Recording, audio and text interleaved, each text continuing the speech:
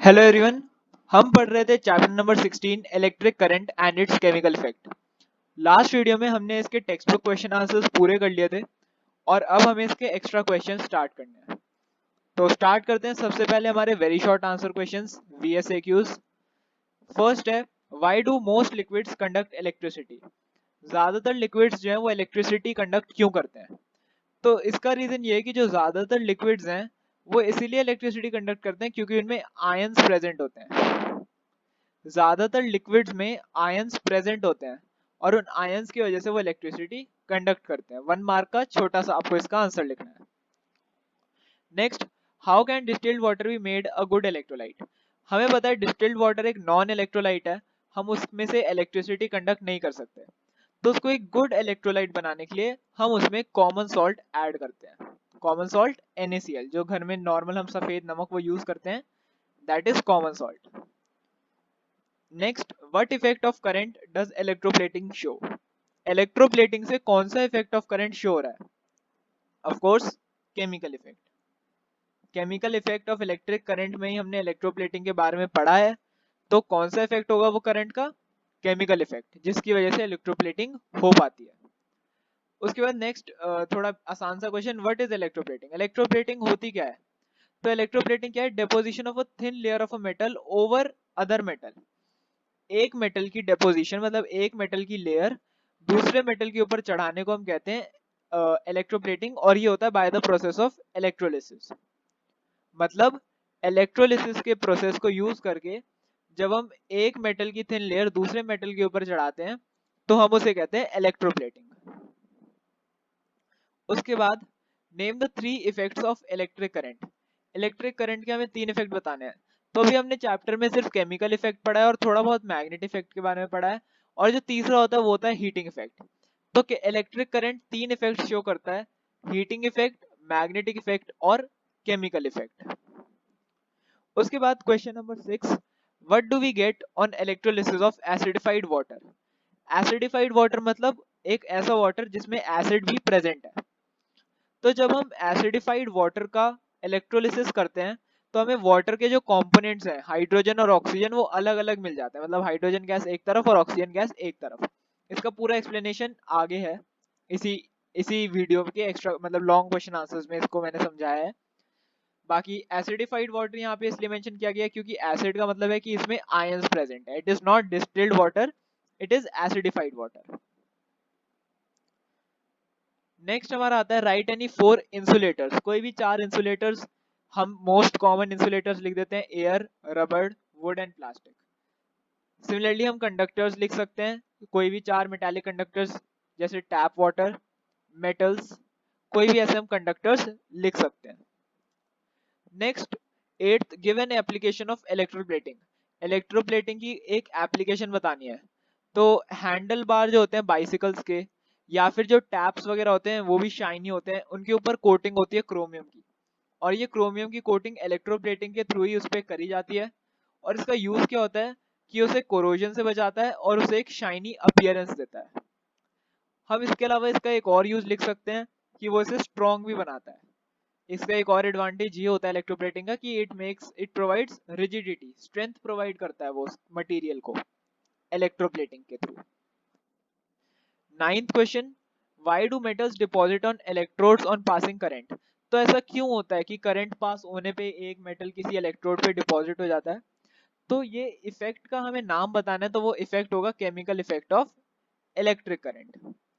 Chemical effect of electric current की वजह से क्या होता है, जो मेटल्स हैं वो इलेक्ट्रोड्स के ऊपर डिपॉजिट हो जाते हैं। Next, what carries current in liquid? Liquids में करंट कौन कैरी करता है? Positive and negative ions, that is anions and cations. हम इन्हें एनायंस और केटायंस कहते हैं। आप नॉर्मली याद रख सकते हैं positive ions and negative ions दोनों ही करंट कंडक्ट करते हैं लिक्विड में। Next, short answer question, very short हमारे यहाँ पे खत्म हो गए। फर्स्ट आता है, explain conductivity of water. Water की कंडक्टिविटी एक्सप्लेन करनी है। तो इसमें हमें अलग अलग तरीके के वाटर के बारे में बताना पड़ेगा। सबसे पहले कि जो नॉर्मल वाटर है जो हमें मिलता है टैप्स में, हैंड पंप्स में, वेल्स में और सब जगहों पे और जहाँ तक कि जो हमारे आरओज वगैरह होते हैं वो भी पूरी तरीके से डिस्टिल्ड, मतलब एकदम प्योर H2O नहीं होते, उसमें भी अलग अलग सॉल्ट्स होते हैं, और वो सॉल्ट्स एक्चुअली में जरूरी होते हैं हमारी बॉडी के लिए। अगर हम डिस्टिल्ड वाटर पियेंगे तो that will not work as normal water. मतलब अगर आप सोचें कि डिस्टिल्ड वाटर एकदम प्योर फॉर्म है वाटर की, तो अगर हम उसे पियेंगे हमें कोई बीमारियां नहीं होंगी, it is not like that. जो एकदम डिस्टिल्ड वाटर होता है it is unfit for drinking purposes, हम उसे पी नहीं सकते। तो जो हम वाटर आरओ से भी पीते हैं उसमें भी कुछ सॉल्ट्स एंड केमिकल्स जो है वो प्रेजेंट होते हैं। तो नॉर्मल वाटर में आरओ वाटर भी नॉर्मल वाटर में ही आता है। ये पूरी तरीके से प्योर नहीं होता, it is not pure. However जो आरओ वाला है वो काफी हद तक प्योर होता है।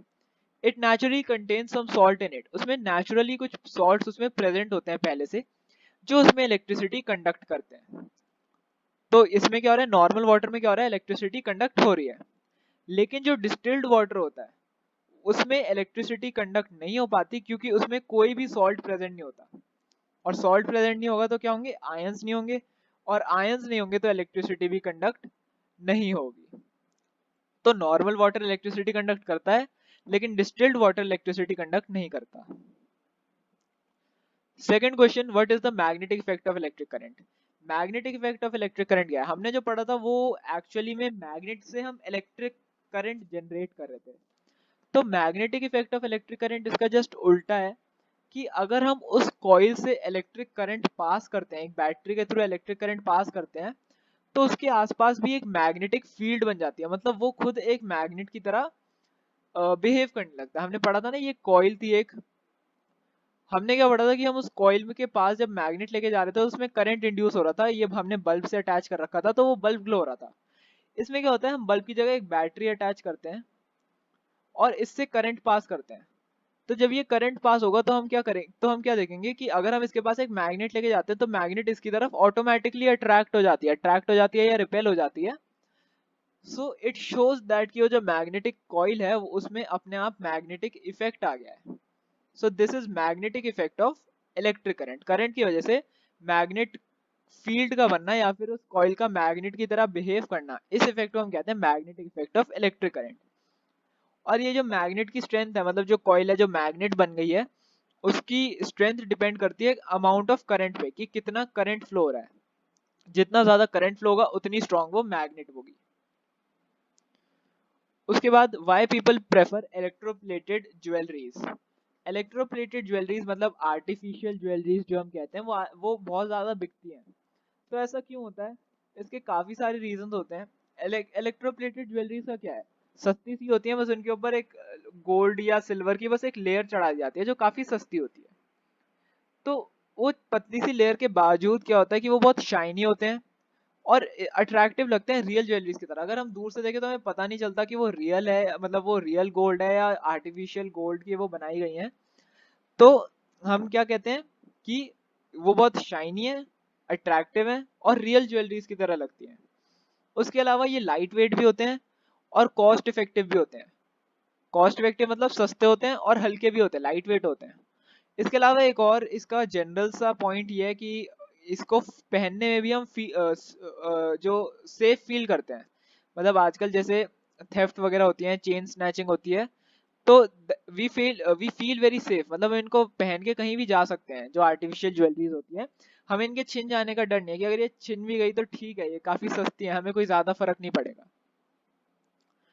उसके बाद डस्ट फोर्थ क्वेश्चन, डस डिस्टिल्ड वाटर कंडक्ट इलेक्ट्रिसिटी। क्या डिस्टिल्ड वाटर इलेक्ट्रिसिटी कंडक्ट करता है, हमने अभी ऊपर ही पढ़ा कि नहीं, डिस्टिल्ड वाटर इलेक्ट्रिसिटी कंडक्ट नहीं करता। उसके बाद हमने काफी क्वेश्चंस ऐसे देखे हैं कि डिस्टिल्ड वाटर में अगर हम सॉल्ट डाल दें, NaCl डाल दें, तो वो इलेक्ट्रिसिटी कंडक्ट करता है। लेकिन अगर हमसे क्वेश्चन में जैसे कि हमसे आगे पूछा है कि अगर हम उसमें शुगर डाल दें तो क्या वो इलेक्ट्रिसिटी कंडक्ट करेगा, तो मैं आपको बता दूं, शुगर जो है वो एक नॉन आयोनिक कंपाउंड है। मतलब शुगर आयंस में ब्रेक नहीं होता। तो जब वो आयंस में ब्रेक नहीं होगा तो डिस्टिल्ड वाटर में आयंस नहीं बनेंगे।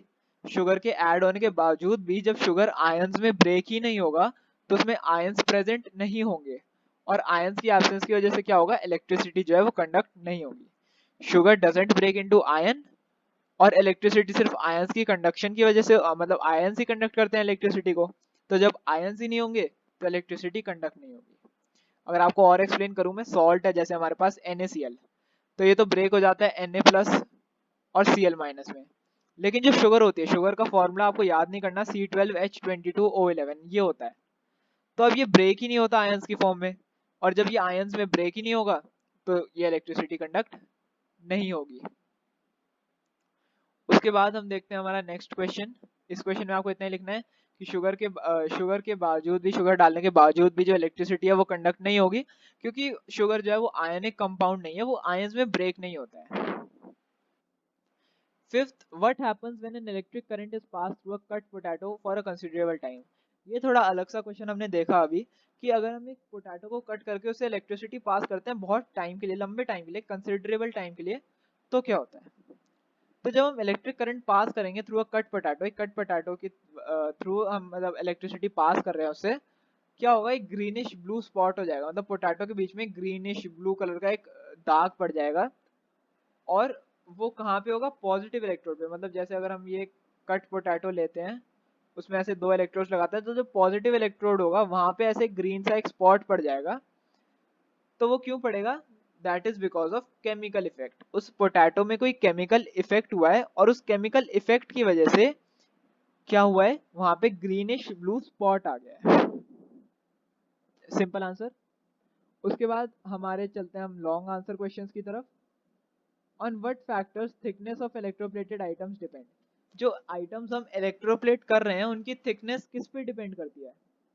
तो वो जो थिकनेस है वो डिपेंड करती है, first the strength of the electric current. जो करंट हम पास कर रहे हैं उसकी स्ट्रेंथ पे डिपेंड करती है कि कितना करंट सर्किट से पास हो रहा है, जितना ज्यादा करंट होगी उतनी ज्यादा उसकी थिकनेस होगी। उसके बाद concentration of metal ion sorry, मतलब मेटल आयंस कितने हैं सॉल्यूशन में। अगर हम CuSO4 सॉल्यूशन ले रहे हैं तो उसमें मेटल क्या है, Cu। तो Cu के कितने आयंस हैं, या NaCl ले रहे हैं, मेटल क्या है Na, तो Na के कितने आयंस हैं। तो मेटल आयंस का मतलब हो गया पॉजिटिव आयंस, कि उसमें पॉजिटिव आयंस कितने हैं। मेटल की जगह पॉजिटिव भी लिख सकते हैं कि उसमें पॉजिटिव आयंस कितने हैं, उनकी कंसंट्रेशन पे डिपेंड करता है, पॉजिटिव आयंस की कंसंट्रेशन पे। उसके बाद the duration of time the article has been in the solution, मतलब जितने ज्यादा टाइम के लिए हम उस सॉल्यूशन को रखेंगे, उस आर्टिकल को रखेंगे सॉल्यूशन में, उतने ज्यादा वो थिकनेस गेन करता रहेगा। इस क्वेश्चन में आपसे एक इंपॉर्टेंट ये भी पूछा जा सकता है कि the concentration of a solution depends on dash ions. तो ऐसे वन वर्ड आ जाएगा डैश आयंस, आप लिख सकते हैं पॉजिटिव आयंस या मेटल आयंस। उसके बाद what are the advantages and disadvantages of electroplating. तो एडवांटेजेस क्या होते हैं इलेक्ट्रोप्लेटिंग के, it protects the metal from being corroded. ये प्रोटेक्ट करता है कोरोजन से, मतलब आयरन के केस में रस्टिंग और बाकी मेटल्स के केस में कोरोजन से प्रोटेक्ट करता है। It make cheap and dull metals attractive and shiny. Copper और मतलब जो ऐसे कॉपर और ऐसे स्टील, सस्ती सी जो स्टील होती है वो काफी सस्ती होती है और डल होती है, तो वो उसको भी अट्रैक्टिव बना देता है, शाइनी बना देता है। उसके ऊपर अगर हम गोल्ड और सिल्वर इलेक्ट्रोप्लेट कर दें तो वो काफी शाइनी हो जाती है। It makes more reactive metal less reactive, मतलब अगर कोई मेटल ज्यादा रिएक्टिव है, तो ये भी फर्स्ट पॉइंट की तरह हो गया, ज्यादा रिएक्टिव हो तो ज्यादा जल्दी कोरोड जाएगा, तो वो उसे लेस रिएक्टिव बना देगा कि वो और चीजों से भी कम रिएक्ट करे, उसमें कोरोजन भी देर से हो। Fourth, it provides durability and strength to metals.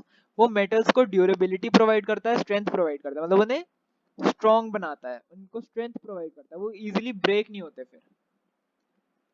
Disadvantages क्या है, कि जो पॉल्यूटेंट्स हैं इलेक्ट्रोप्लेटिंग इंडस्ट्रीज के वो बहुत हार्मफुल होते हैं। मतलब जो इलेक्ट्रोप्लेटिंग करती है इंडस्ट्रीज, उसके जो बाय प्रोडक्ट्स निकलते हैं, ठीक है, उसमें कुछ बाय प्रोडक्ट्स भी निकलते हैं इलेक्ट्रोप्लेट करते वक्त, तो वो जो पॉल्यूटेंट्स होते हैं, वो बाय प्रोडक्ट्स होते हैं, वो बहुत हार्मफुल होते हैं। किसके लिए हार्मफुल होते हैं, हमारे लिए, लिविंग ऑर्गेनिजम्स के लिए वो थोड़े हार्मफुल होते हैं, अगर वो सी वाटर में चले जाएं या ऐसी एयर में चले जाएं, so that are very harmful. उसके अलावा ये थोड़ा एक्सपेंसिव प्रोसेस है, मतलब लार्ज स्केल में जब हम इस प्रोसेस को करते हैं थोड़ा एक्सपेंसिव बैठता है, थोड़ा महंगा बैठता है। Third and last question, electrolysis of water. मतलब जब हम वाटर से इलेक्ट्रिसिटी पास करते हैं तो बेसिकली होता क्या है, एक्सप्लेन इलेक्ट्रोलिसिस ऑफ वाटर। तो इलेक्ट्रोलिसिस ऑफ वाटर है decomposition of water into oxygen and hydrogen gas. Water जो है वो डीकम्पोज होके ऑक्सीजन और हाइड्रोजन में ब्रेक हो जाता है, ऑक्सीजन और हाइड्रोजन गैस में, उसे हम कहते हैं डीकम्पोजिशन। और ऐसा कब होता है, by the passage of electricity. Electro है ना, इलेक्ट्रोलिसिस, तो कब होगा ये, जब हम इलेक्ट्रिसिटी पास कर रहे हैं। डीकम्पोजिशन के बाद क्या होगा, हाइड्रोजन गैस H+ आयंस की फॉर्म में कैथोड पे चली जाएगी। H+ आयंस की फॉर्म में हाइड्रोजन गैस कैथोड पे इकट्ठा हो जाएगी और ऑक्सीजन गैस O- आयंस की फॉर्म में एनोड पे इकट्ठा हो जाएगी। ये चीज आपको याद रखनी है हर हाल में। हाइड्रोजन गैस होती है कैथोड पे,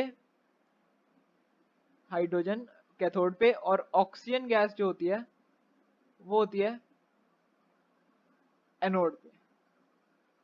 हाइड्रोजन गैस कैथोड पे और ऑक्सीजन गैस एनोड पे कलेक्ट होती है। और एक और जनरल पॉइंट कि जो हाइड्रोजन गैस है जो कैथोड पे इकट्ठा हुई है उसका अमाउंट डबल होता है ऑक्सीजन गैस से। मतलब अगर ऑक्सीजन गैस 1 है तो हाइड्रोजन गैस 2 होगी। Double the volume of other gas, hydrogen gas की वॉल्यूम दूसरे गैस ऑक्सीजन गैस से डबल होती है। एक और बार मैं बताऊं कि जो कैथोड पे हाइड्रोजन गैस इकट्ठा हो रही है वो डबल होती है, जबकि जो ऑक्सीजन गैस है वो सिंगल, मतलब ऑक्सीजन गैस से जस्ट डबल होती है हाइड्रोजन गैस। और इसका रीजन क्या है, हमारे पास फॉर्मूला होता है H2O, मतलब एक ऑक्सीजन के लिए 2 हाइड्रोजन होते हैं। तो एक वॉल्यूम अगर ऑक्सीजन की है तो 2 वॉल्यूम होगी हाइड्रोजन की। आई होप आपको ये समझ आया होगा। इसके साथ हमारा ये पूरा चैप्टर खत्म हो गया है। अब हम स्टार्ट करेंगे अपना नेक्स्ट चैप्टर।